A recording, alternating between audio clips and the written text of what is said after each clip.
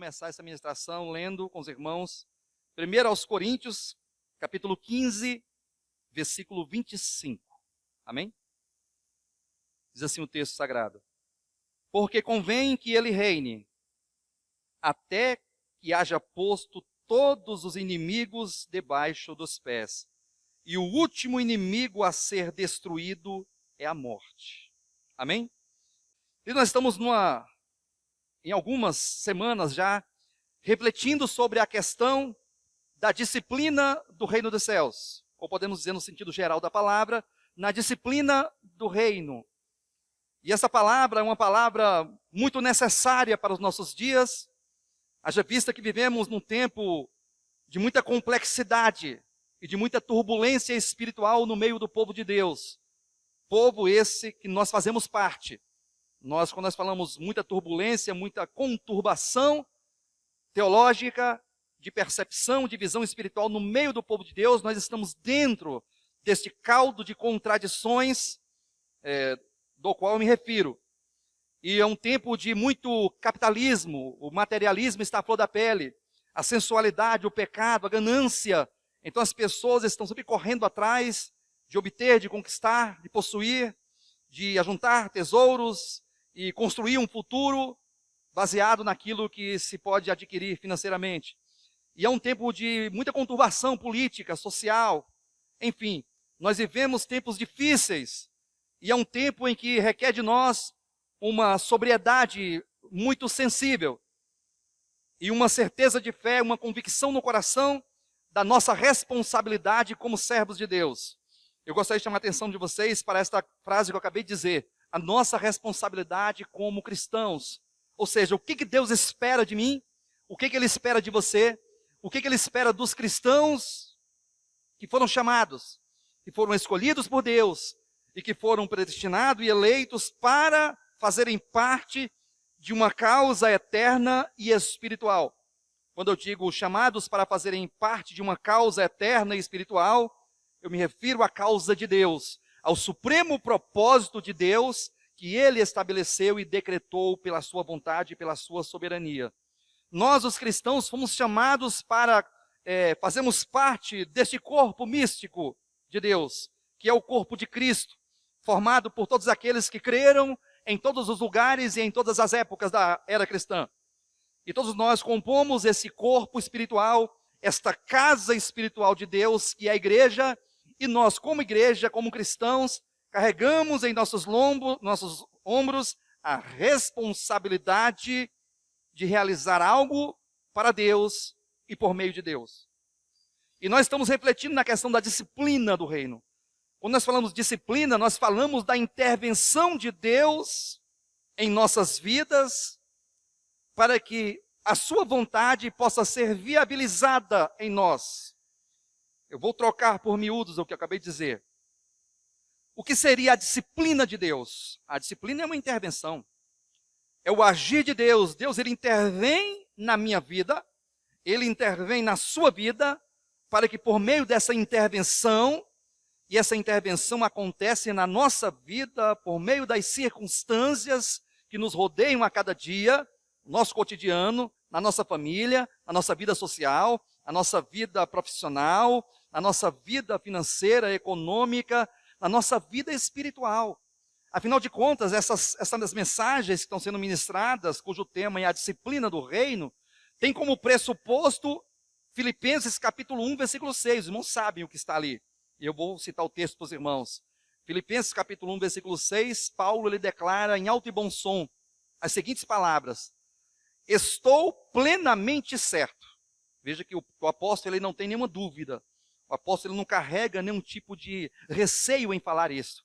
Mas ele é com muita intrepidez, ele declara: estou plenamente certo de que aquele que começou boa obra em vós há de completá-la até o dia de Cristo. Esse texto é o texto-chave que vai nortear e que está norteando todas as nossas reflexões nesse sentido. Porque é um texto que nos faz entender que Deus ele está trabalhando, Deus ele tem uma obra espiritual. E esta obra implica em nos fazer experimentar a sua vontade. Você já se perguntou, o que Deus espera de você? Aí, quando surge uma pergunta como essa, aí há muitas respostas, né? A Deus espera que eu seja fiel. A Deus espera que eu seja constante. Deus espera que eu exerça a minha fé. Deus espera que eu faça isso ou aquilo outro. Deus espera que eu seja um homem ou uma mulher de oração. Deus espera, e aí muitas respostas virão, e respostas até plausíveis, né? Respostas que estão dentro de um contexto e são corretas. Não estamos nos opondo a nada do que eu falei aqui agora. No entanto, o que Deus espera de nós, como igreja, como cristãos, como seres humanos, como chamados por Deus e redimidos pelo sangue de Jesus? A resposta é só uma. Deus deseja que nós experimentemos a sua boa, agradável e perfeita vontade. Nós precisamos incorporar o sentimento de que nós fomos chamados para experimentar a vontade de Deus.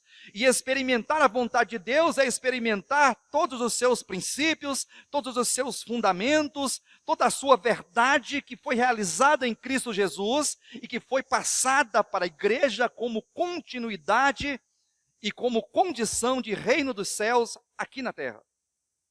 Jesus, ele é o princípio, ele é a cabeça do corpo, ele é o líder da igreja, ele é o Senhor da igreja, ele é o Rei dos reis e Senhor dos senhores.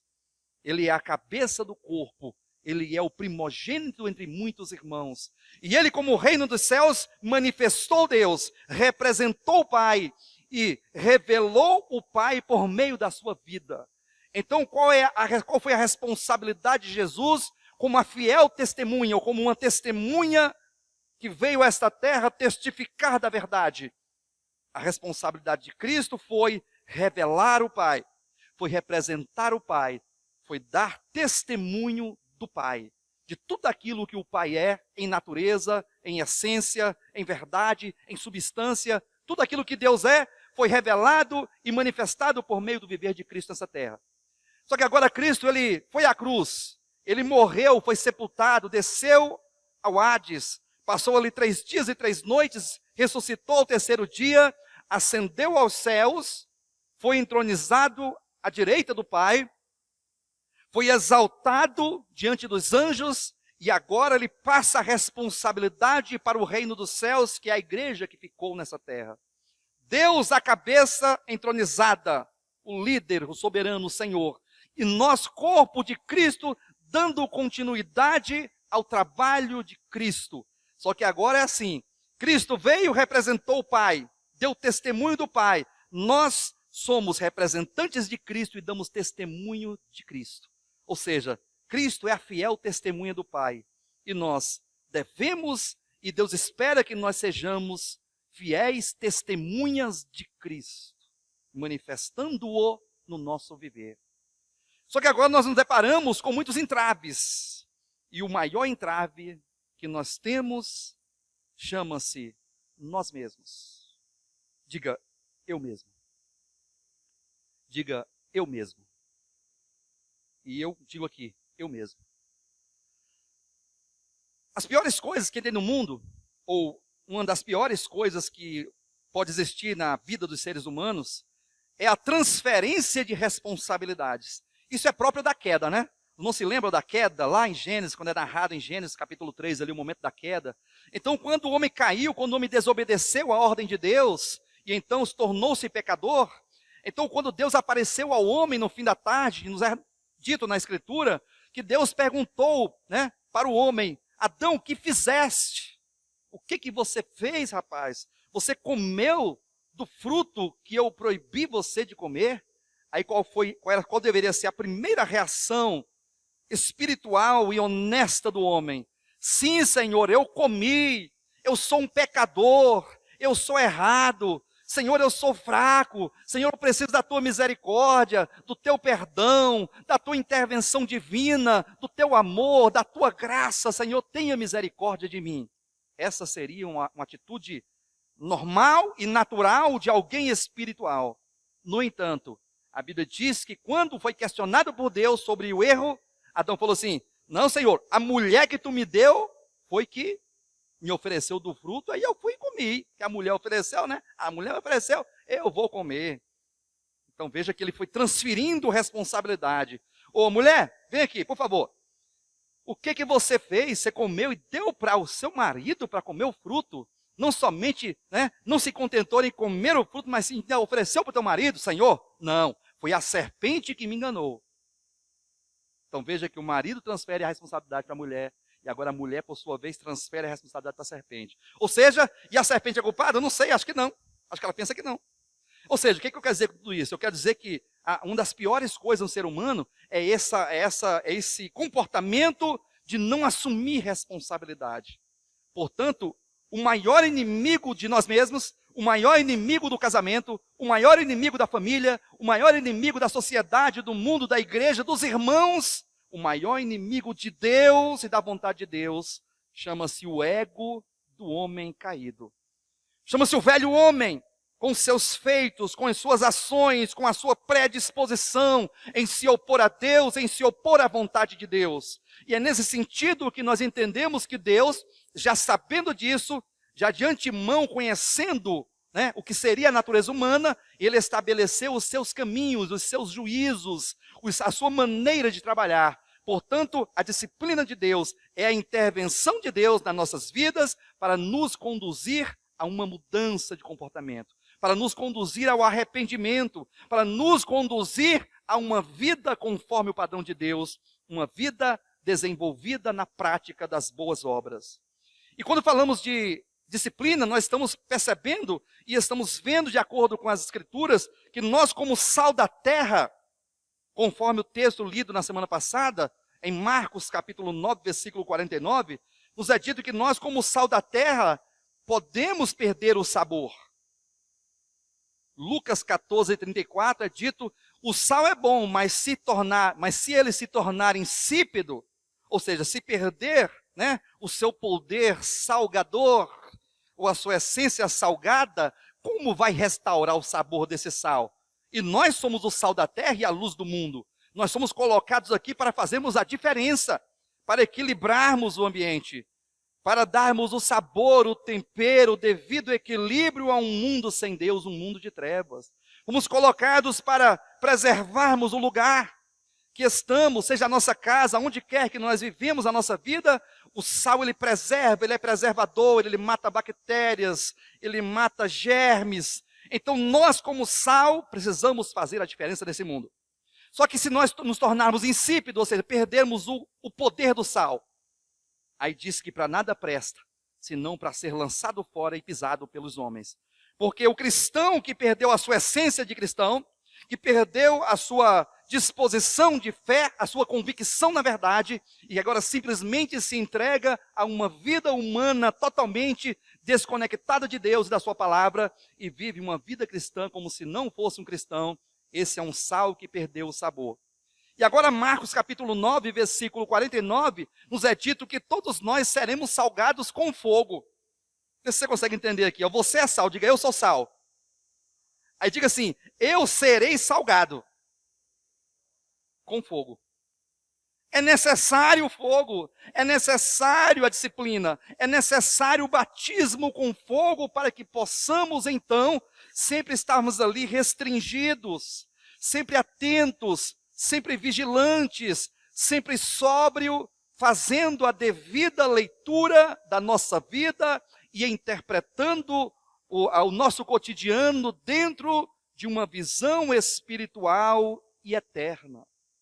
Não podemos viver a nossa vida como se fosse igual animais. Porque o que é um animal? O cachorro, ele vive qual é o cãozinho, o cachorro, o gatinho. O cachorro, ele nasce, ele não tem espírito. O cachorro não tem espírito, o cachorro tem alma. Como você tem alma. A alma é mente, vontade e emoção, Então, assim como você tem mente, vontade, emoção, consciência, é inteligente, um ser inteligente, os animais também têm o seu nível de consciência e de intelectualidade. Os animais, eles se comunicam, os animais, eles expressam a reação. O animal, ele se emociona. Quem tem animalzinho em casa sabe, o cachorro falta falar, irmãos. Irmãos, falta falar. É uma graça, é lindo, falta falar. Se falar, seria um ser humano, mas não fala. Mas o animal, ele não tem espírito, então quando ele morre, simplesmente o fôlego de vida dele, porque toda vida, toda existência pertence a Deus e vive em Deus. Não sabem disso, Deus, ele é a única fonte de vida do universo. Nós vivemos em Deus. Toda a existência tem como fonte de vida e de manutenção em Deus. Então, simplesmente, quando um animalzinho morre, ele não tem espírito, ele não vai dar conta de nada, ele não vai prestar conta. Simplesmente acaba o fôlego de vida, aquela vida vai para Deus, que é o autor de toda a vida, e assim vai. Mas nós temos alma e temos o espírito no qual Deus habita. Por isso fomos feitos segundo a imagem de Deus, conforme a sua semelhança. E agora nós sabemos que dentro dessa situação de sermos seres inteligentes, que temos uma alma, que temos um espírito, e que agora fomos chamados por Deus, nós precisamos entender que Deus, quando Cristo ele ressuscitou e se assentou-se à destra de Deus, ele foi colocado para reinar. Para reinar. Olha o texto, vou repetir o texto que nós lemos. Porque convém que ele reine, até que haja posto todos os inimigos debaixo dos seus pés. Então veja que, qual é a posição de Cristo? É uma posição de senhorio. E ele está entronizado para reinar. Mas para reinar sobre quem? Reinar sobre a terra? Ora, ele não se manifestou ainda. Diz a Bíblia, e toda a narrativa da Escritura nos leva e nos projeta para o tempo do fim, quando depois, no final de todas as coisas ali, os céus se abram e Cristo se manifeste como o Rei dos Reis e Senhor dos Senhores, manifestando o seu reino e glória para reinar sobre as nações, para reinar sobre esta terra, juntamente com os cristãos vencedores. Ora, mas se ele ainda não se manifestou na sua segunda vinda, então esse texto que foi escrito no primeiro século da era cristã, dizendo, porque convém que ele reine. Então, se ele não se manifestou para reinar sobre a terra, ele deve reinar aonde? Convido vocês a um outro texto que está aqui em 1 Pedro, capítulo 4, versículo 17. Diz assim: porque a ocasião de começar o juízo pela casa de Deus é chegada. Ora, se primeiro vem por nós, qual será o fim daqueles que não obedecem ao evangelho de Deus? Veja que o texto fala assim, a hora de começar o juízo pela casa é chegado. Pastor, o que é juízo? Porque a Bíblia diz que quem crê não entra em juízo. Ora, você não entra em juízo eterno. Mas o que é juízo? Juízo é a decisão, o enfrentamento de Deus e a decisão cabal, final e máxima e destruição de tudo aquilo que é contra Deus. Então, juízo é a intervenção de Deus contra tudo aquilo que não é Deus, contra tudo aquilo que não é a vontade de Deus, contra toda sorte de perversidade, de pecado, de maldade, de religiosidade, de ganância, de inveja, de maledicência, de murmuração, de impurezas, de adultério, de prostituição, todos os males causados pela queda, tudo isso é inimigo de Deus, e agora eu entero. E tudo isso está dentro de nós, está ali incorporado e mesclado, amalgamado ao nosso coração e ao nosso ego. Olha só a nossa situação, queridos. Se você olhar para a sua vida, porque eu olho para a minha vida, eu não falo isso batizado em ninguém. Eu não falo isso com experiência da vida e dos erros de ninguém. Eu olho para a minha vida e chego à conclusão que dentro de mim há muitas coisas que ainda não são de Deus. Que ainda não são de Deus. Há muitas coisas em mim que não são de Deus e que precisam ser tratadas e exterminadas no meu coração.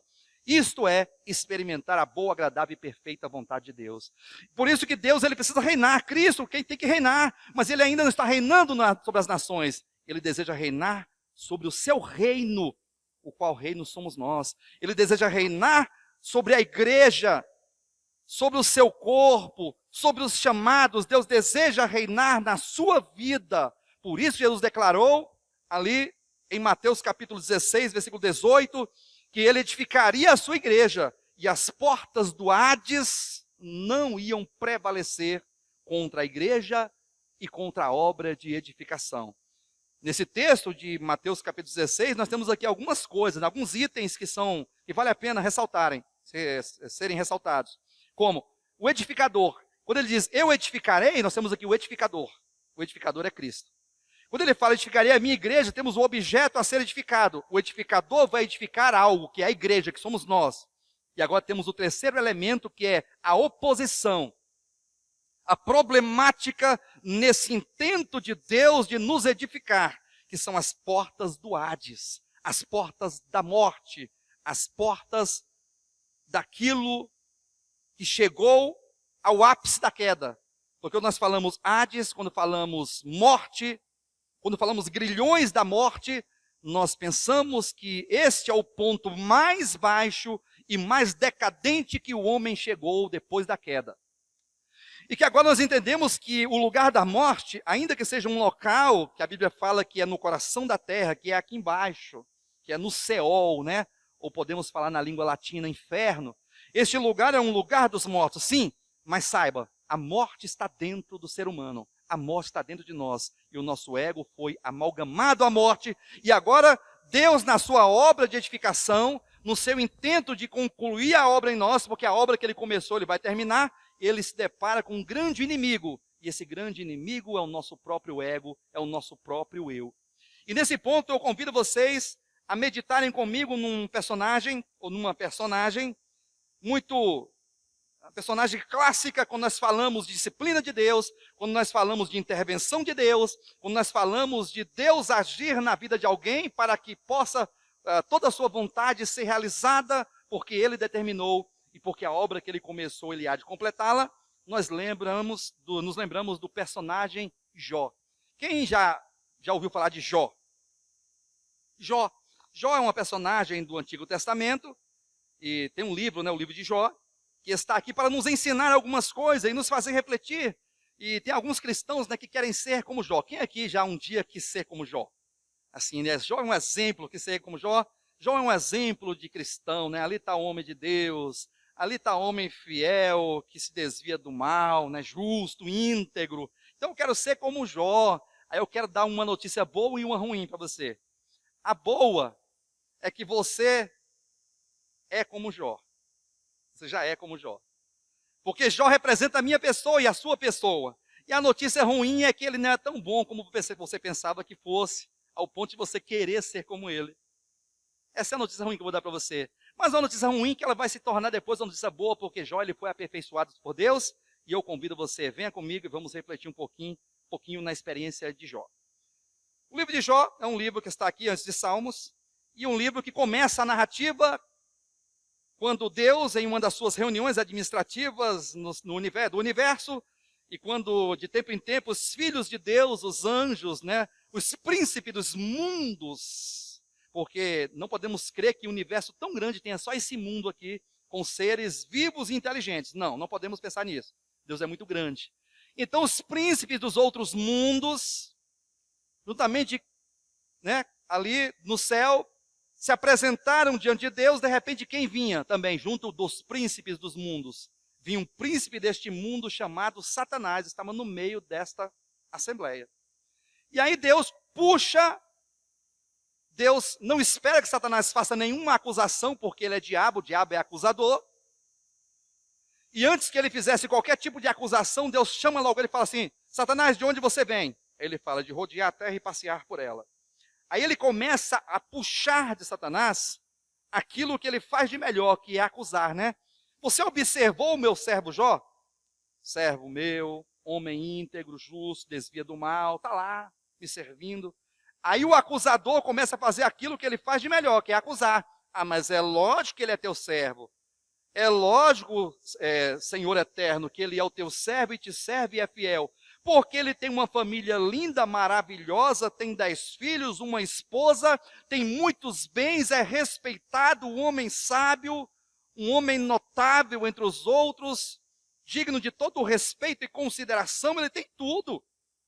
Ou seja, Satanás acusou Deus de pagar propina para Jó, para que Jó o servisse. Eu vou te dar tudo para que você, tendo tudo, você me sirva. Aí Deus falou assim: por isso não. Vá lá e tira os bens dele. E tira a família. Tira tudo que ele tem. Pode tirar. Só não toca na vida dele.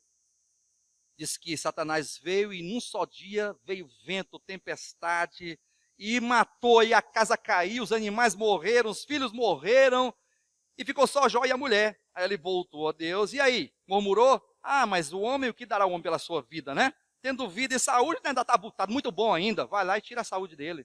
Não tira a vida, mas tira a saúde dele. Pode tirar. Aí diz que Satanás veio e colocou uma doença perniciosa, maligna, uma peste. Que ele se coçava com um caco de telha, uma espécie de lepra, né? Aí ficou lá. Até o capítulo 2, Deus conversou com Satanás ali, aquela conversa. Agora Satanás saiu de cena. Atenção. Capítulo 1, o encontro de Satanás com Deus. Capítulo 2 de Jó. Satanás vai e esculhamba, desmantela a vida de Jó. Faz todo o caos estabelecido, agora Satanás sai de cena, não fala mais nada e não aparece mais em nenhum versículo até o capítulo 42. Só que no capítulo 3 agora, Jó entra em cena. E aqui eu começo a pontuar com os irmãos alguns momentos, alguns flashes da vida e da experiência de Jó, nesse sentido, passando por essa experiência de disciplina, passando pelo batismo de fogo. Jó capítulo 3, versículo 1, Jó entra em cena, sabe como? Amaldiçoando o dia do seu nascimento. Olha, mas veja só, homem íntegro, justo, que se desvia do mal, homem fiel. Agora ele começa amaldiçoando o dia do seu nascimento. Jó capítulo 3, versículo 1. Depois disso o quê? Depois de tudo que aconteceu com ele, de todas as mazelas, as desgraças, os infortúnios, os prejuízos, o sofrimento, as misérias, depois disso passou Jó a falar.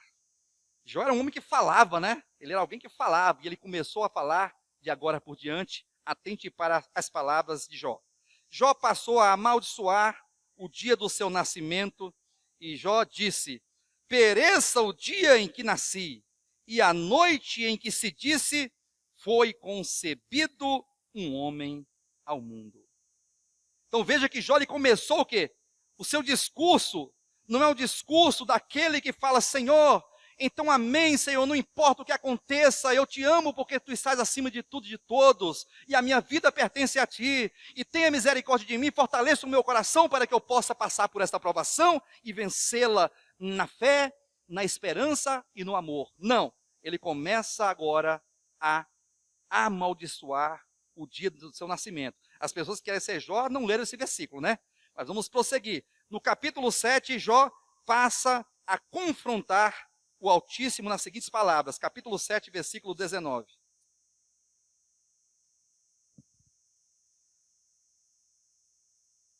Até quando não apartarás de mim a tua vista? Está falando com Deus.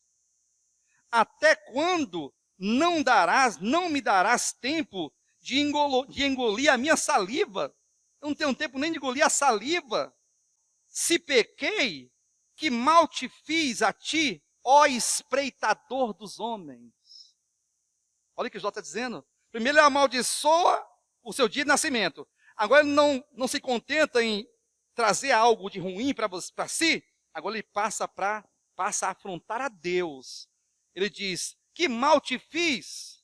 Se eu pequei contra ti, então fala, ó espreitador dos homens. Sabe o que é espreitador?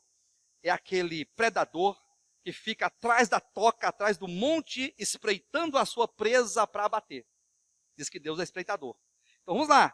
Ele diz que Deus é espreitador dos homens e continua a sua murmuração. Jó capítulo 16, versículo 12. Ele diz assim, versículo 11 e 12. Deus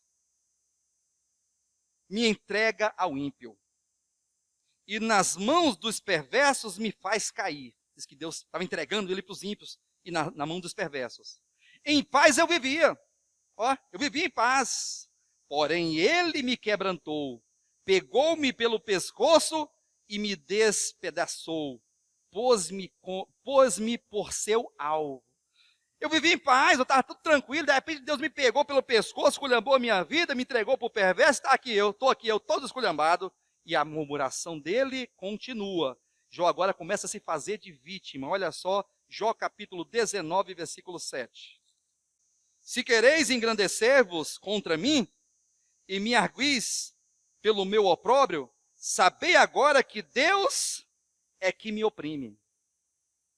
É Deus que me... Se vocês querem arguir contra mim, saiba, é Deus que está me oprimindo. Versículo 7.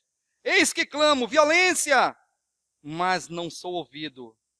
Grito, socorro, porém não há justiça que esteja do meu lado. Olha só as palavras de afronta. Eu grito, socorro, ninguém me ouve. Violência, violência, não há quem me defenda, não há justiça que esteja ao meu lado.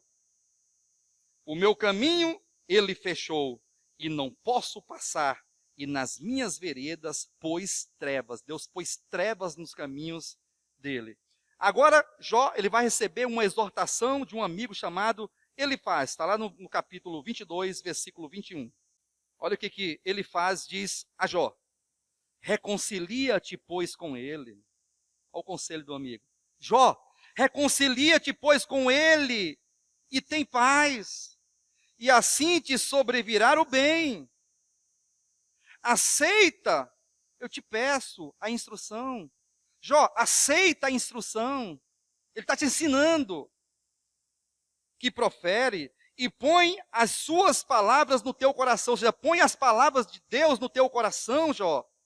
Se te converteres ao Todo-Poderoso, serás restabelecido. Se afastares a injustiça da tua tenda, ou seja, do teu coração, e te deitares ao pó o teu ouro e o ouro de Ofir entre pedras dos ribeiros, então o Todo-Poderoso será o teu ouro e a tua prata escolhida.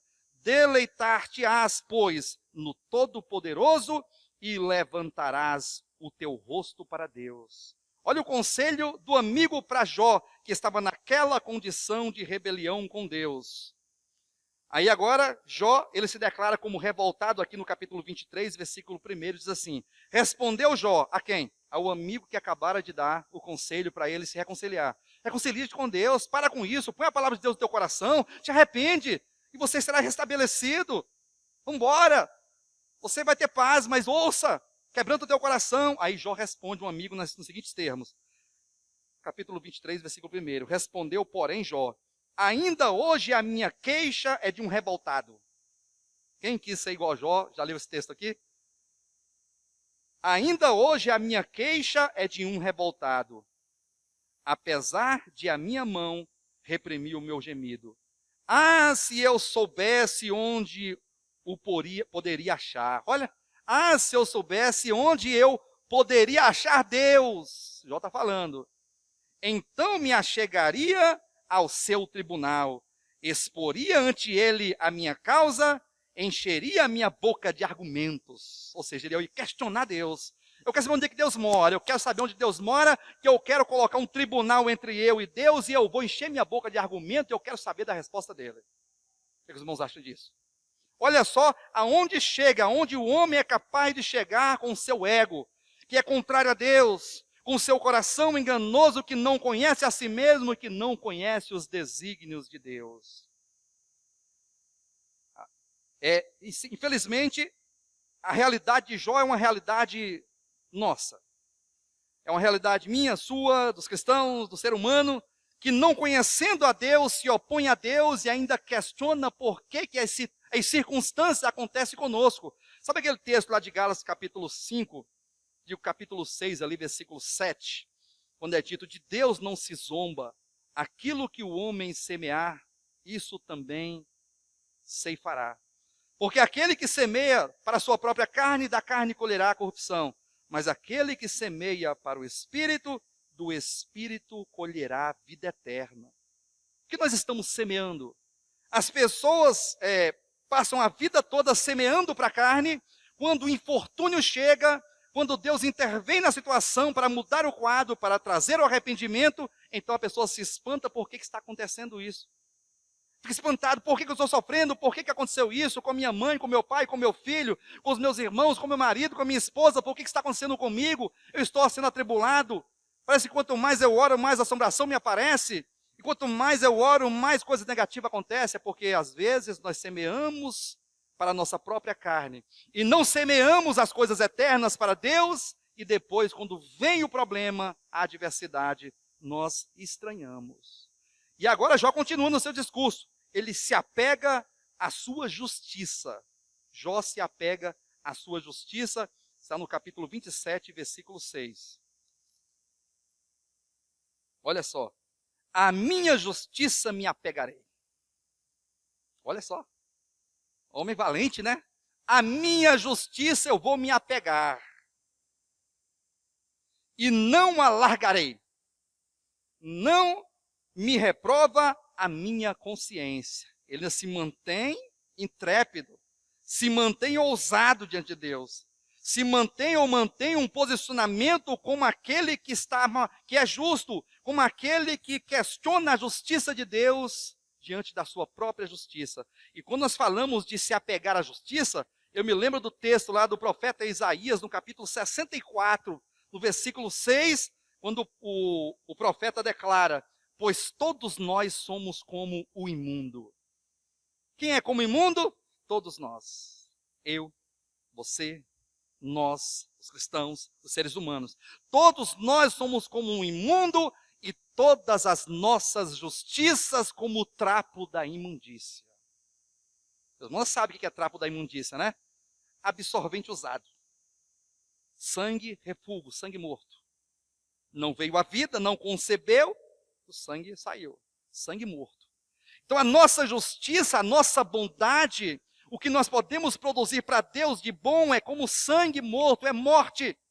O homem não tem como atender à justiça e o padrão de justiça de Deus, a não ser por Cristo Jesus e pela fé na verdade e uma vida pautada no Espírito de Cristo. Aí sim, aí você produz Cristo, porque a nossa justiça é como o trapo da imundícia.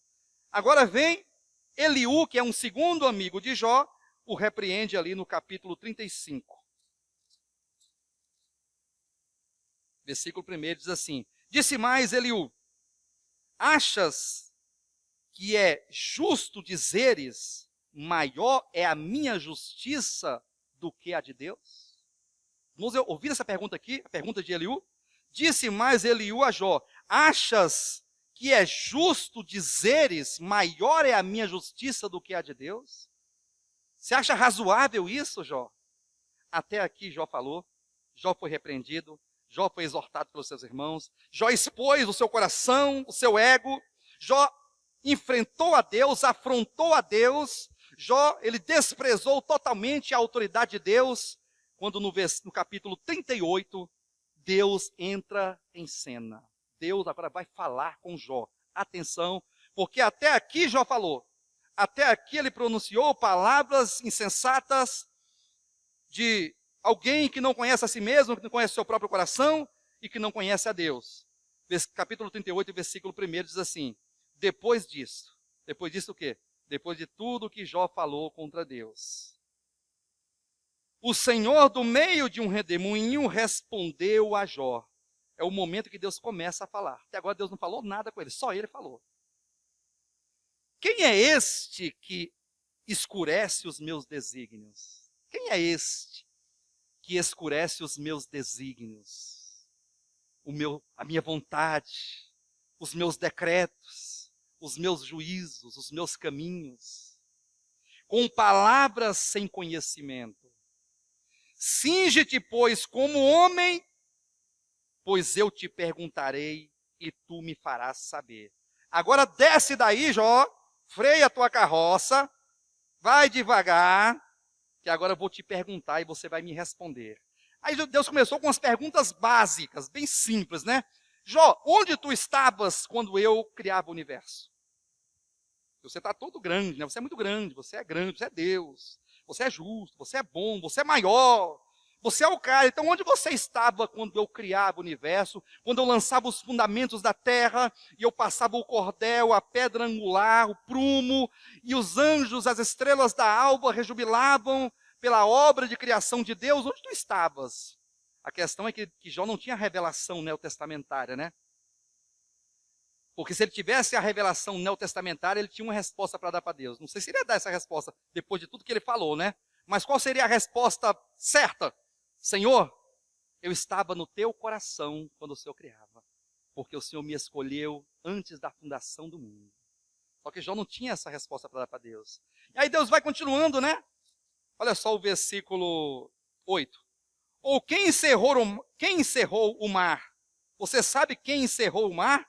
Com portas, quando irrompeu a madre, quando eu lhe pus as nuvens por vestidura e a escuridão por fraldas, quando eu lhe tracei limites e lhe pus ferrolhos e porta e disse ao mar, até aqui virás e não mais adiante. Aqui se quebra o orgulho das tuas ondas. Quando eu criei o mar, eu falei assim, ó, até aqui você vai, não passa daqui. O mar obedeceu. Onde tu estavas? E foi diminuindo, e foi diminuindo, e foi diminuindo.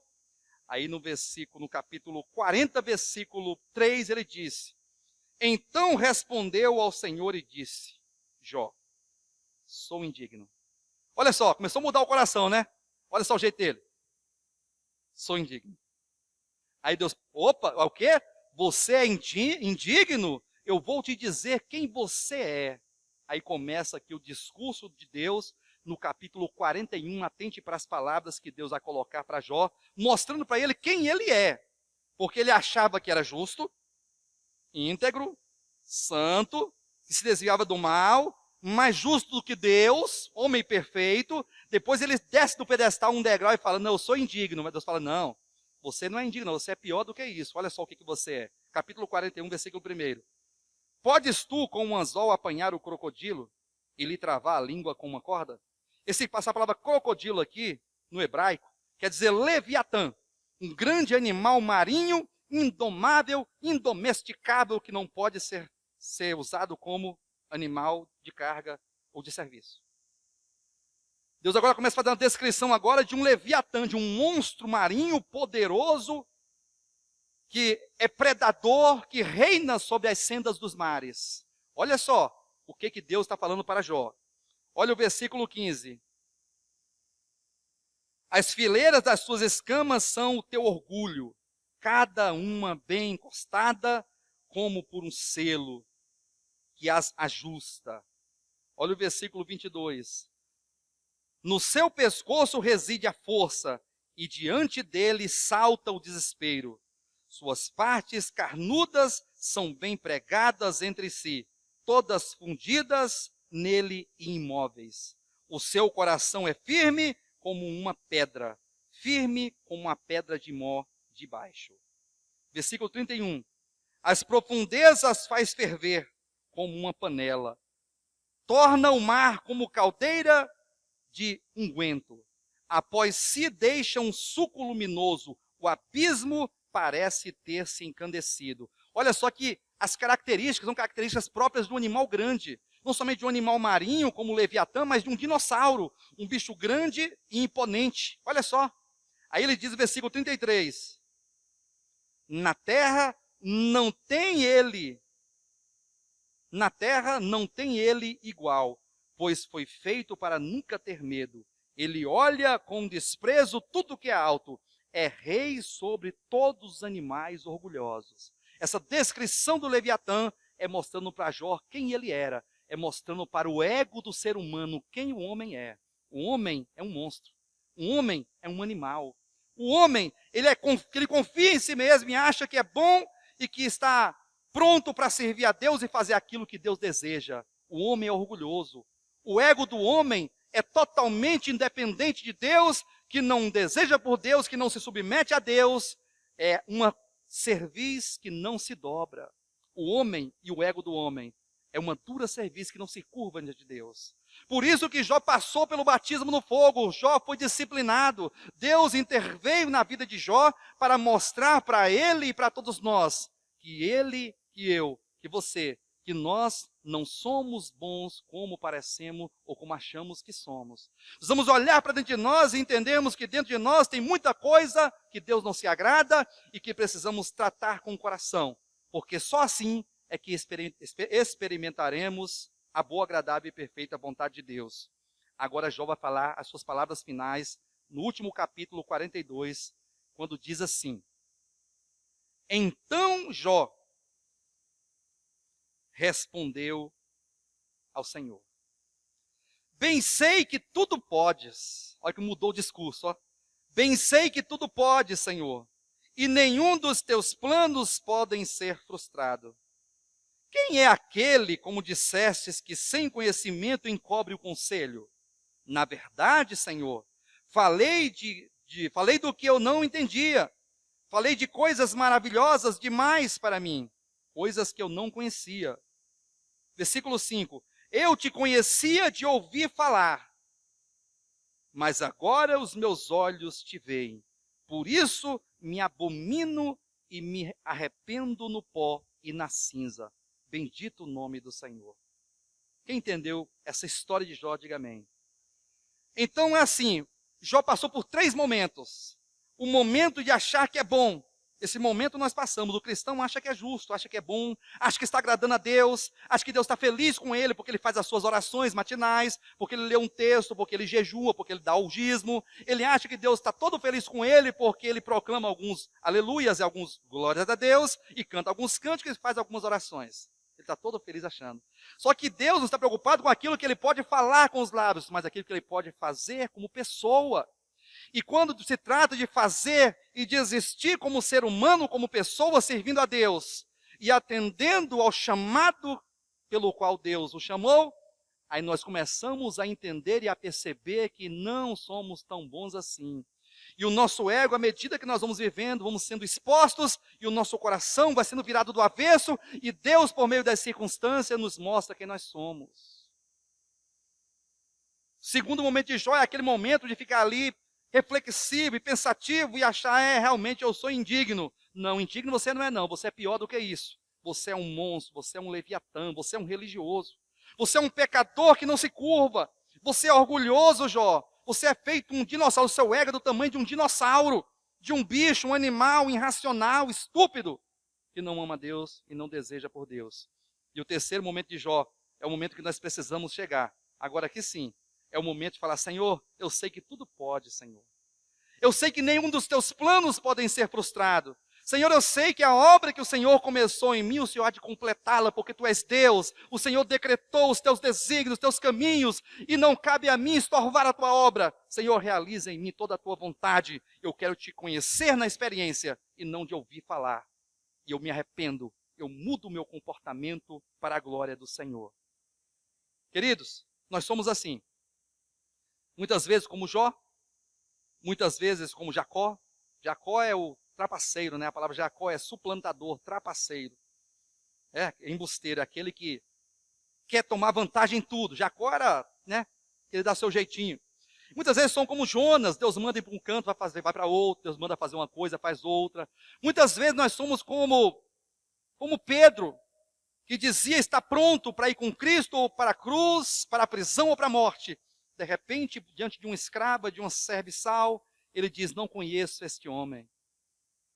Não sei quem é Jesus, e começa a espraguejar pela terceira vez, nega que conhece o Senhor.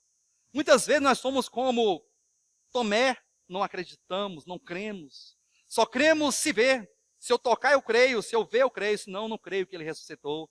Muitas vezes somos como Saulo de Tarso, né? Que em nome de Deus perseguia a igreja do Senhor. E muitos outros homens de Deus que foram colocados e arrolados nas Escrituras para nos mostrar e para nos deixar um ensinamento de que nós precisamos mudar a nossa vida. E nos deixar o legado de que todos eles erraram, mas eles consertaram o erro e venceram. E nós também podemos mudar a nossa vida e vencermos. Você pode vencer, você pode mudar a sua vida, você pode mudar a sua história, basta querer, basta crer, basta sentar no coração a força e a determinação de mudar a tua vida, de mudar o teu comportamento, porque Deus, Ele vai cumprir com a sua vontade em nós. E o batismo no fogo, ele é inevitável, querido. Conforme o próprio Jesus declarou, né, João Batista declarou em João capítulo 3, versículo 11, ele declarou, parte B do versículo, que Jesus nos batizaria com o Espírito Santo e com fogo. E todos nós seremos salgados com fogo. Tem quantos aqui desejam ser sal da terra? Diga amém. Então, para isso é necessário fogo, é necessária a disciplina, é necessária a intervenção de Deus. Mas tudo isso para o nosso bem. Eu encerro essa mensagem com um versículo apenas aqui, de 1 Pedro capítulo 4, 1 Pedro capítulo 5, versículo 10. Diz assim: ora, o Deus de toda a graça, que em Cristo vos chamou à sua eterna glória, depois de terdes sofrido por um pouco, Ele mesmo vos há de aperfeiçoar, firmar, fortificar e fundamentar. Amém? Depois de nós sofrermos um pouquinho, Ele mesmo nos aperfeiçoará, nos fundamentará e nos fortalecerá para que possamos prosseguir a nossa vida como verdadeiros servos de Deus, como discípulos de Jesus Cristo, como cristãos autênticos e vencedores.